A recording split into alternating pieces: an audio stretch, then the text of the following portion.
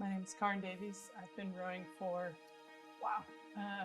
24 years now. I got invited to the pre-elite camp. That was back when they called it Nations Cup, so they didn't call U23. It was like not as big. Got invited to that camp, and then halfway through the summer got bumped up to the senior team. When I started, I was kind of like, not many of the people on the senior team had gone necessarily through the Nations Cup U23 program. Some had done the junior team. A lot of them were just walk-ons in college that then went straight to the senior team. So I said I didn't think that it made a difference. I was talking with Debbie Stone at the time, and she said, no, I think you're wrong. I think U23 is really important. And then my boyfriend, who was sitting there and who's a software engineer and interested in data analysis, said, well, we can figure this out. So he went through the USRowing database, scrubbed all the data, analyzed it to try to figure out whether success at the U23 level predicted success at the senior level. Jury's still out. he was basically like, well, maybe. But definitely I've noticed that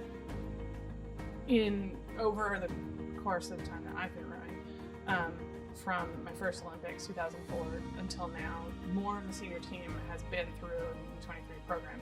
So it is definitely getting stronger and growing in importance.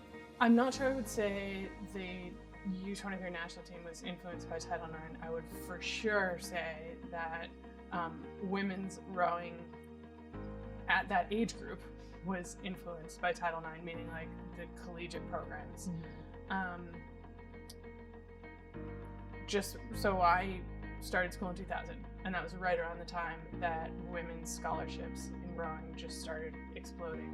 There were so many opportunities, and it's been really cool to watch programs that were not fast when I looked at schools become fast, because they've been able to offer so many resources to women. And when I went to Oxford and rowed in Oxford in 2015, it was also interesting to note the contrast. I sort of had this feeling like, we're not in Kansas anymore, Toto.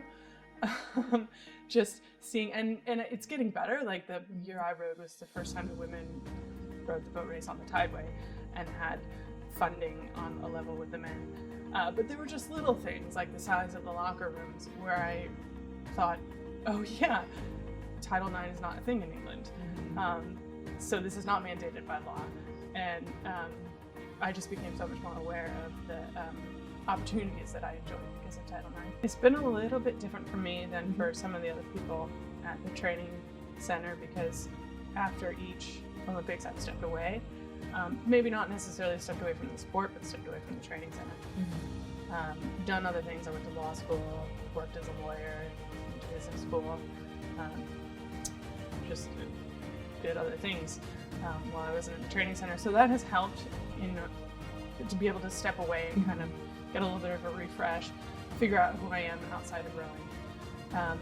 And every time I do that, it helps me realize how important rowing is to me and how much I think I still have to give to the sport. So I retired in 2012 after the Olympics, and like I said, went to law school, became a lawyer.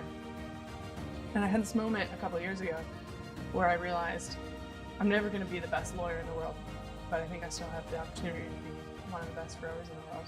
And after I realized that, that's when I knew that I had to come back.